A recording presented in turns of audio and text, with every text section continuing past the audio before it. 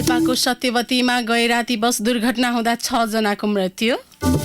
उपचार खर्चको भुक्तानी रोकिँदा विपन्न र बीमित बिरामी मर्कामा 5 महिना यता लाखौं बिल बिमा बोर्डमा थन्किएपछि अस्पतालहरूले सेवा दिनै छोडे। मोबाइलको भन्सारमा गरिएको कडाई तत्काल कार्यान्वयन नगर्न प्रधानमन्त्रीले निर्देशन दिए पनि अन्यल कायमै। मोबाइल सेटको विधिवत तथ्याङ्क राख्ने प्रणालीको कार्यान्वयन समेत प्रभावित। रुसी विशेष चाड क्रिसमस मनाउन युक्रेनमा 36 घण्टा युद्ध विराम गर्न रुसी राष्ट्रपति पुटिनको निर्देशन। र इङ्ग्लिस प्रिमियर लिग फुटबलमा म्यान्चेस्टर सिटीद्वारा चेल्सी पराजित। नमस्कार, कान्तिपुर डायरीका साथमा रमेश र इन्द्रलक्ष्मी। समाचार अब विस्तारमा। पाल्पाको रैनादेवी छहरा गाउँपालिका 8 सत्यवती मधुवनमा गैराती भएको बस दुर्घटनामा 6 जनाको मृत्यु भएको छ। रूपन्देहीको सालझण्डीबाट पाल्पाको सत्यवती खुर्सानीतर्फ जाँदै गरेको ग1 4977 नम्बरको बस दुर्घटना हुँदा सत्यवती खुर्सानी गाउँका 6 जना महिलाको मृत्यु भएको पाल्पाको बल्ढिङगढी प्रहरी चौकीले जनाएको छ। बस दुर्घटनामा 18 जना घाइते भएका छन्। दुर्घटनामा सत्यवती खुर्सानी गाउँका खेमकुमारी राणा, निर्मला घिमिरे, सुरुमा घिमिरे, कमला खत्री र गुनी गाहाको मृत्यु भएको हाम्रा सहकर्मीले जनाएका छन्।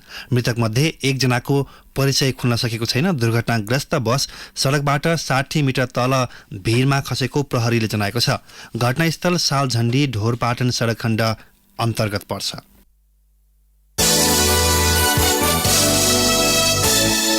विपन्न नागरिकको उपचार खर्चको भुक्तानी रोकिँदा देशभरका बिरामी मर्कामा परेका छन्। स्वास्थ्य सेवा कार्यक्रममा आबद्ध नागरिकका लागि 7 अर्ब 50 करोड र विपन्न नागरिक उपचार कोष शीर्षकमा 2 अर्ब 47 करोड परिचालन गर्ने जिम्मेवारी स्वास्थ्य बीमा बोर्डले पाएको छ।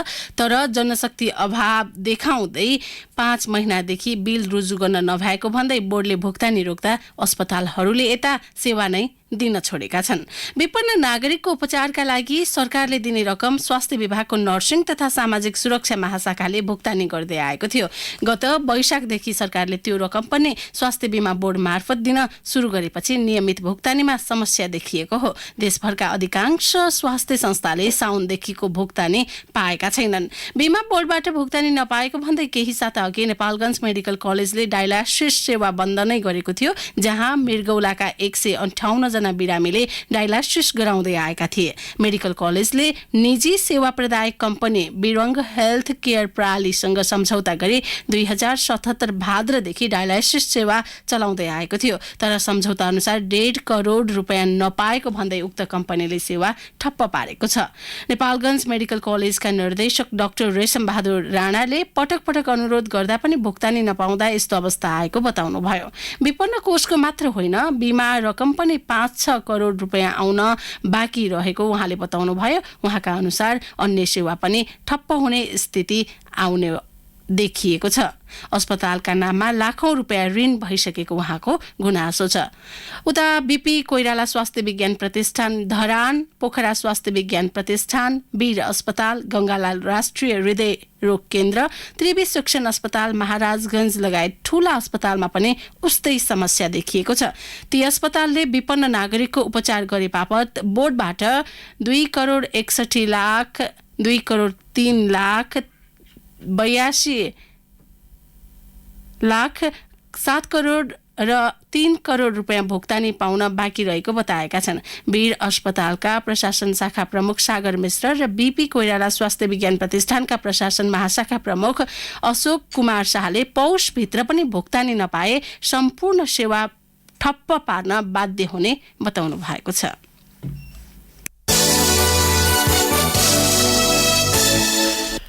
निर्वाचित संघीय संसदको पहिलो अधिवेशन आगामी सोमबार बस्दैछ। सभामुख र उपसभामुख बिनाको संसदको पहिलो अधिवेशन ज्येष्ठ सदस्य पशुपति शमशेर राणाको नेतृत्वमा शुरू हुनेछ, जसले मंगलबार सरकारले लिने विश्वासको मतको प्रक्रिया तय गर्नेछ। बैठकको कार्य प्रक्रिया र एजेन्डा तय गर्ने संसद सचिवालयले ज्येष्ठ सदस्य राणाकै नेतृत्वमा शुक्रबार सर्वदलीय बैठक आह्वान गर्नुभएको छ। पूर्व सभामुख सुभाष नेउमाङले भन्नुभयो, सुरुमा औपचारिक प्रक्रिया सकेपछि संसदले लामो समयदेखि थाँतिरहेका केही पेचिला मुद्दालाई किनारा लगाउनु पर्नेछ। पहिलो अधिवेशन अघि नै संसदले सभामुख पाइसक्ला भन्ने आशा थियो, तर त्यो हुन सकेन। सरकारले विश्वासको मत लिएपछि र राष्ट्रपति उपराष्ट्रपति लगायत संवैधानिक पदहरूको निर्वाचन भएपछि संसदले आफ्नो खास काम अर्थात् विधेयकहरूको निर्माणमा जुटिहाल्नुपर्ने स्थिति छ। संविधान कार्यान्वयन र शान्ति प्रक्रियालाई टुङ्गोमा पुर्याउने कामको सम्बन्धित विधेयकहरू सक्दो छिटो निर्माण गर्नुपर्ने नयाँ संसदको जिम्मेवारी भएको नेङवाङले बताउनुभयो। अघिल्लो संसदको कार्यकाल सकिँदा 27 वटा महत्त्वपूर्ण विधेयक पारित हुन बाँकी थिए। संसद सचिवालयका सहायक प्रवक्ता दशरथ धमलाका अनुसार राष्ट्रिय सभामा दर्ता भएर प्रतिनिधि सभामा पुगेका 5, प्रतिनिधि सभामा दर्ता भएर राष्ट्रिय सभामा रहेका 1 र प्रतिनिधि सभामा दर्ता भएर प्रतिनिधि सभामै रहेका 21 वटा विधेयक गत असोज 1 मा संसदको कार्यकाल सकिँदासम्म पारित हुन सकेनन्।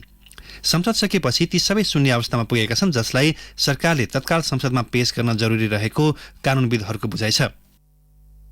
कानून आयोगका पूर्व अध्यक्ष तथा पूर्व कानून मन्त्री माधव पौडेल भन्नुहुन्छ, धेरै महत्त्वपूर्ण कानून अलपत्र अवस्थामा छन्, तिनलाई सक्दो छिटो संसदले पारित गर्नुपर्छ।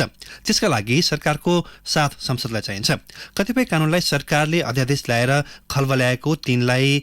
खलबलाएकाले तिनलाई तत्काल विधेयकका रूपमा पेश गरेर विरोधाभासहरूलाई सम्बोधन गर्नुपर्ने उहाँको बुझाइ छ।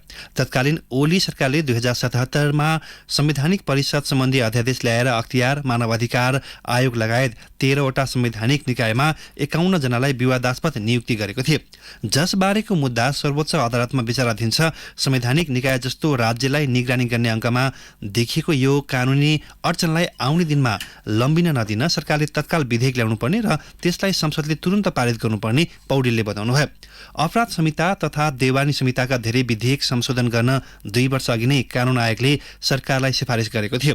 त्यसअनुसार महिला हिंसा, गोपनीयताको हक रक्षा लगायतका विषयमा संहितामा भएका मौजुदा व्यवस्थालाई संशोधन गर्न संसदमा विधेयक दर्ता भएका थिए।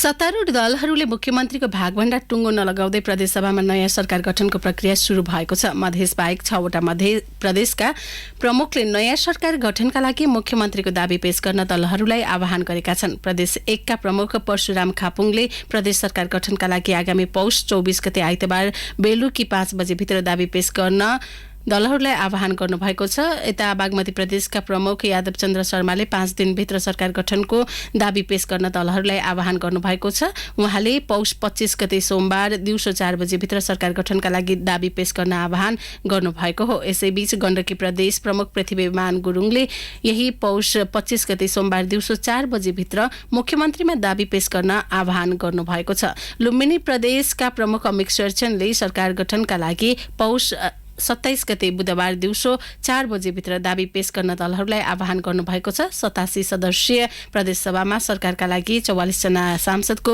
समर्थन आवश्यक छ।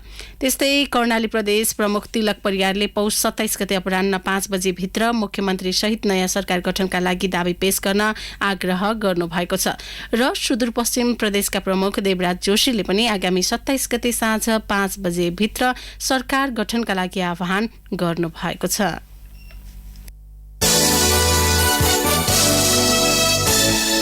संघीय संसद सचिवालयले सांसदका स्वकीय सचिवको योग्यता नहेरी अधिकृत तहको तलब सुविधा उपलब्ध गराउँदै आएको छ। शैक्षिक योग्यता र पदपूर्ति प्रक्रियाको मापदण्ड बनाउन महालेखा परीक्षकको कार्यालयले दिएको सुझावलाई व्यवस्था गर्दै स्वकीय सचिवलाई सुविधा दिने गरिएको हो। संघीय संसदका पदाधिकारी तथा सदस्यको पारिश्रमिक र सुविधा सम्बन्धी ऐनमा प्रतिनिधि सभाको सभामुख र राष्ट्रिय सभा अध्यक्षले सहसचिव सरहको 1, उपसचिव सरहको 1, शाखा अधिकृत सरहको 1 कर्मचारी र नायब सुब्बा सरहको 1 कम्प्युटर अपरेटर राख्न पाउने व्यवस्था छ।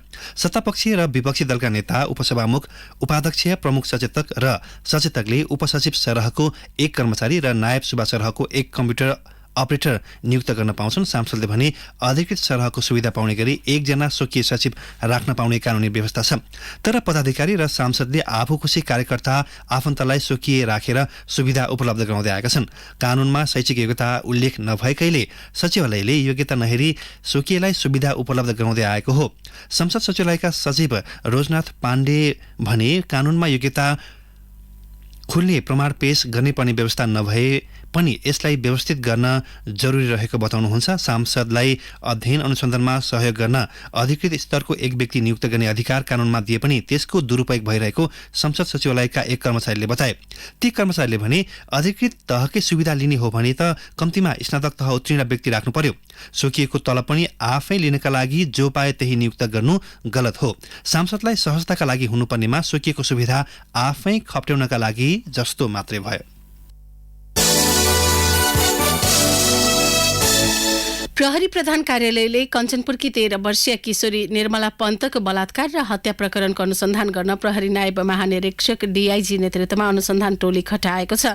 प्रहरी महानिरीक्षक धीरज प्रताप सिंहले केन्द्रीय अनुसन्धान ब्युरो सीआईबीका डीआईजी दुर्गा सिंहको नेतृत्वमा मनोचिकित्सक सहितको टोली कञ्चनपुर पठाउनु भएको छ। उपप्रधान तथा गृहमन्त्री रवि लामिछानेले पदभार ग्रहण गरेकै दिन गत पौष 11 मा निर्मला पन्तलाई न्याय दिलाउन अधिकतम पहल गर्ने सम्बन्धी निर्णयमा हस्ताक्षर गर्नुभएको थियो। त्यस लगतै गृह मन्त्रालयले हालसम्म अनुसन्धानबाट खुलेका विषयबारे जानकारी गराउन र दोषी पत्ता लगाउने गरी पहल गर्न प्रहरी प्रधान कार्यालयलाई पत्र पठाएको थियो।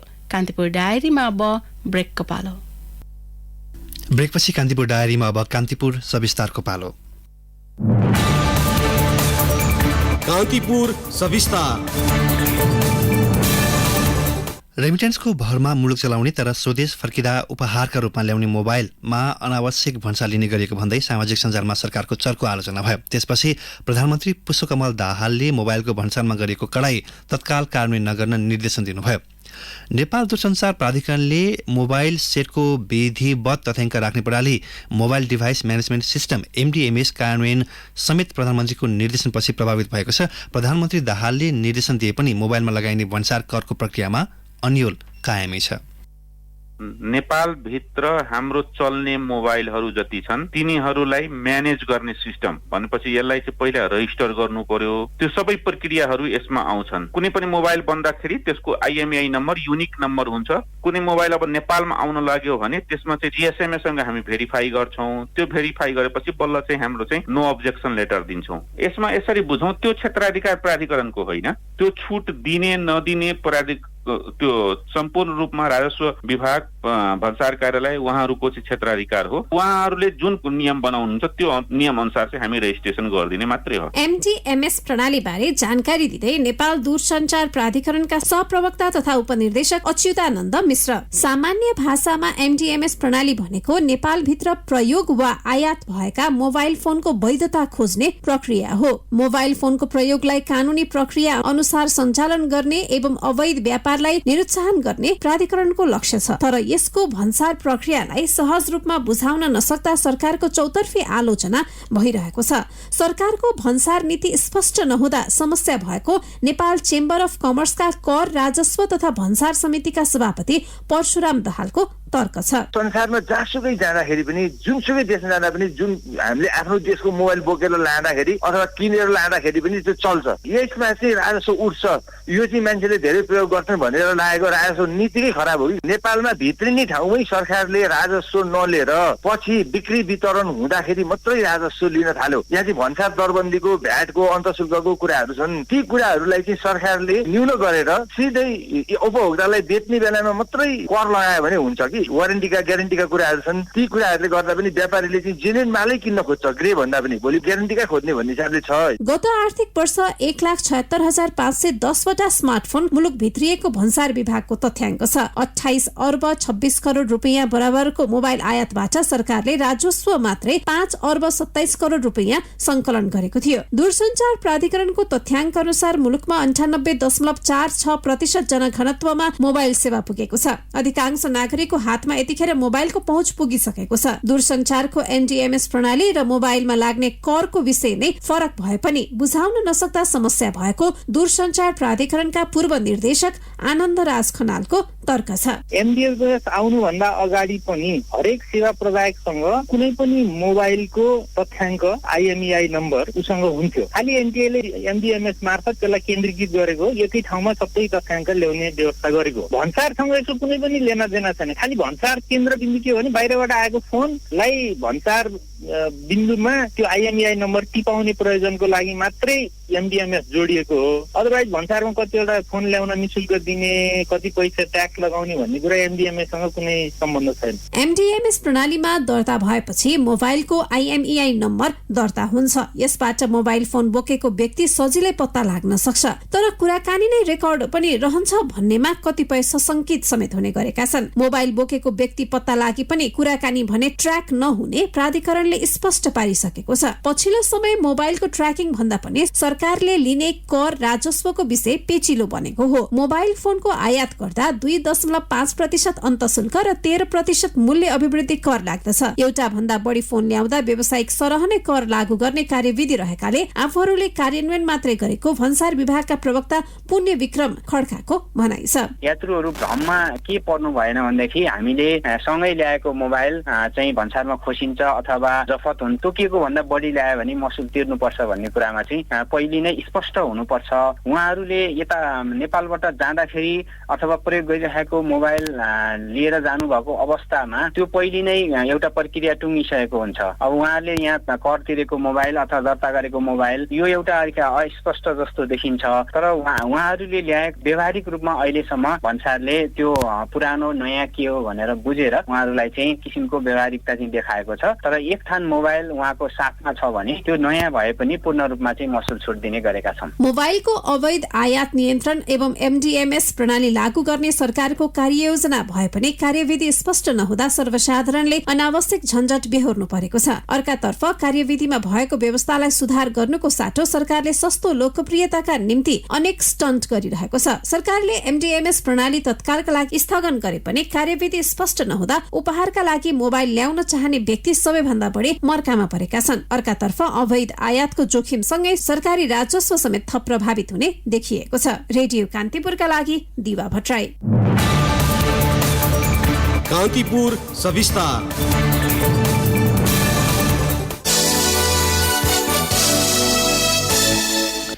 लामो अवधिको तयारी र प्रतीक्षापछि भारतबाट नेपालका लागि पहिलो खेप युरिया मल बिहिबार कोलकाताबाट हिँडेको छ। सरकार G2G सम्झौता अन्तर्गत कृषि सामग्री कम्पनी लिमिटेडले किनेको 30,000 टन मल ढुवानी शुरू भएको हो।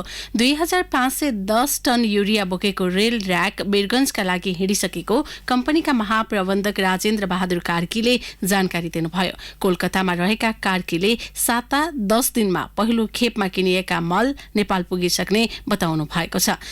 दुई देशका सरकारबीच मल खरिद बिक्रीका लागि गत वर्ष फागुनमै सम्झौता भएको थियो। त्यसअघि ग्लोबल टेन्डरबाट मात्रै मल किन्ने गरिएकामा पहिलो पटक G2G प्रक्रियाबाट मल आपूर्ति थालिएको हो। दुई देशका सरकारबीच भएको सम्झौतापछि कृषि सामग्री कम्पनी लिमिटेड र भारतको राष्ट्रिय केमिकल फर्टिलाइजर बीच साउनमा खरिद बिक्री सम्बन्धी आवश्यक सहमति भएको थियो। कान्तिपुर डायरीमा पुनः ब्रेकको पालो। ब्रेकपछि कान्तिपुर डायरीमा अब आर्थिक प्रसङ्ग। नेपाल आयल निगमले हवाई इन्धनमा बिक्रीमा अचाक्ली नाफा राख्दै यात्रुले आन्तरिक र बाह्य उडानका लागि महँगो शुल्क तिर्नु परेको छ।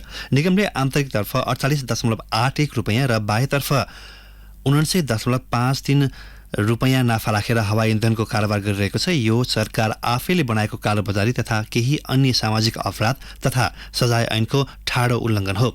ऐनअनुसार कुनै पनि कारोबार गर्दा 20% भन्दा बढी नाफा राख्न पाइँदैन। निगमले 141 रुपियाँ 19 पैसामा खरिद गरेको इन्धन आन्तरिक हवाई कम्पनीहरूलाई 190 रुपियाँमा र 117 रुपियाँ 71 पैसामा किनेको इन्धन अन्तर्राष्ट्रिय हवाई कम्पनीहरूलाई 217 रुपियाँ 24 पैसामा बिक्री गर्छ। यो नाफा रकम खाना पकाउने एलपी ग्यासमा भइरहेको घाटामा समायोजन गरेको निगमको दाबी छ। तर यसले हवाई उड्डयन क्षेत्रका यात्रुको ढाड सिकाएको छ। उपभोक्ता हित संरक्षण मञ्च नेपालका अध्यक्ष ज्योति बानियाले भन्नुभयो, इन्धन बिक्रीमा सरकारबाटै कालोबजारी भएको छ। हवाई इन्धनमा 20% भन्दा धेरै नाफा छ। निगम सञ्चालक समितिमा उद्योग वाणिज्य तथा आपूर्ति मन्त्रालय, अर्थ मन्त्रालय, गुणस्तर तथा नापतोल विभाग र वाणिज्य विभागकै उच्च पदस्थ पदाधिकारी छन्। तर विडम्बना कानून बनाउने र पालना गर्ने निकायबाटै उपभोक्ता ठगिएका छन्। इन्धनमा उच्च नाफा हुँदा पनि हवाई भाडा समायोजन नगरिनु यात्रुका लागि अत्याचार भएको वायु सेवा सञ्चालकहरू बताउँछन्। अब डिजिटल भुक्तानी सम्बन्धी काम गर्ने संस्थाले पनि विदेशी लगानी भित्राउन पाउने भएका छन्। राष्ट्र बैंकले बिहिबारदेखि लागू गरेको भुक्तानी सम्बन्धी कार्य गर्ने संस्थालाई प्रदान गरिने अनुमति नीति 2079 मार्फत राष्ट्र बैंकले ती संस्थामा पनि विदेशी लगानीको बाटो खुला गरेको हो। यसअघि भुक्तानी सम्बन्धी काम गर्ने संस्थामा विदेशी लगानीको व्यवस्था थिएन। यही कारण हाल सञ्चालनमा रहेका केही संस्थाले विदेशी लगानी ल्याउन अनुमति माग्दा पनि पाएका थिएनन्। अहिले कम्तीमा एक सञ्चालक विदेशी रहन पाउने गरी विदेशी लगानीको बाटो खोलिएको राष्ट्र बैंकले जनाएको छ। नीतिमा भनिएको छ भुक्तानी सम्बन्धी कार्य गर्न अनुमतिका लागि निवेदन पेश गर्ने संस्था वा हाल अनुमति पत्र प्राप्त संस्थाले यस बैंकको स्वीकृति लिई विदेशी फर्म, कम्पनी वा संस्थाबाट लगानी भित्र्याउन सक्नेछन्। यस्तो लगानी रकम अनुमति पत्र प्राप्त संस्थाको चुक्ता पुँजीको 15% भन्दा अधिक हुने छैन। राष्ट्र बैंकले चालू आर्थिक वर्षको मौद्रिक नीति मार्फत भुक्तानी सम्बन्धी काम गर्ने अनुमति प्राप्त संस्था आपसमा गाभिने तथा प्राप्ति गर्ने र यस संस्थामा तोकिएको सीमासम्म वैदेशिक लगानी भित्र्याउने लगायत अनुमति सम्बन्धी विद्यमान नीतिगत व्यवस्था पुनरावलोकन गर्ने घोषणा गरेको थियो। सोही व्यवस्थाका आधारमा राष्ट्र बैंकले अनुमति नीति जारी गरेको हो।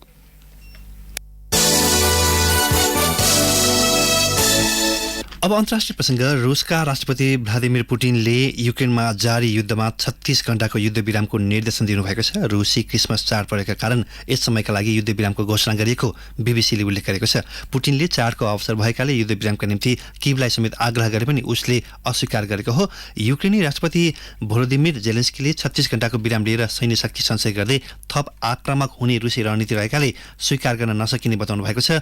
क्रेमलिनले युद्ध विरामका लागि मात्रै आग्रह गरेको तर युद्धको रूप कम गर्न सन्दर्भमा कुनै विषय उल्लेख नगरेको प्रति युक्रेनले असन्तुष्टि जनाएको हो। रुसी अर्थोडक्स चर्चले जुलियन पात्र अनुसार जनवरी 7 मा क्रिसमस मनाउने गरेको छ। युक्रेनमा 25 डिसेम्बरमा क्रिसमस मनाउने समय र नयाँ वर्षका दिन ठूला हवाई आक्रमण गरेको रुसको आग्रह युक्रेनले अस्वीकार गरेको हो। अब खेल प्रसङ्ग। इङ्ग्लिस प्रिमियर लिग फुटबलको पछिल्लो खेलमा म्यान्चेस्टर सिटीले जित निकाल्दै शीर्ष स्थानको आर्सेनलसँगको अङ्क दूरी 5 अङ्कमा झारेको छ। गैराती चेल्सीलाई 1-0 गोल अन्तरले हराएको दोस्रो स्थानको म्यान्चेस्टर सिटीले अङ्क दूरी कम गर्न सफल भएको हो। हाल आर्सेनल 17 खेलमा 44 अङ्कसहित तालिकाको शीर्ष स्थानमा छ भने म्यान सिटी समान खेलमा 39 अङ्कसहित तालिकाको दोस्रो स्थानमा छ। म्यान सिटीले तेस्रो स्थानको न्यू क्यासलसँगको अङ्क दूरी पनि 4 अङ्कमा पुर्याउँदै आफ्नो स्थान सुरक्षित गर्ने प्रयास गरिरहेको छ। गैराती प्रिमियर लिगमा भएको एकमात्र खेलमा म्यान सिटीका लागि रियाद माहरेजले 63औं मिनेटमा गरेको गोल नै जितका लागि पर्याप्त बन्यो। हार बेहोरेको चेल्सी तालिकाको 10औं स्थानमा छ। अब मौसम सम्बन्धी जानकारी। मुलुकका पहाडी भूभागमा आंशिक बदली रही अन्य स्थानमा मौसम सामान्यतया सफा रहने जल तथा मौसम विज्ञान विभागले जनाएको छ। साथै तराईका धेरै भूभागहरूमा हुस्सु कुहिरो लाग्ने सम्भावना रहेको समेत विभागले जनाएको छ। काठमाडौँ उपत्यकाको न्यूनतम तापक्रम 2 डिग्री सेल्सियस मापन गरेको छ। अधिकतम तापक्रम 16 डिग्री सेल्सियस पुग्ने विभागको अनुमान छ। सूर्योदय केही बेर अघि 6:56 भयो। सूर्यास्त भरे साँझ 5:24 हुनेछ। हवस्, नै प्रसङ्गसँगै कान्तिपुर डायरीको यो बुलेटिन यही सकिन्छ। रमेश र इन्द्रलक्ष्मी बिदा हुन्छौँ। नमस्कार।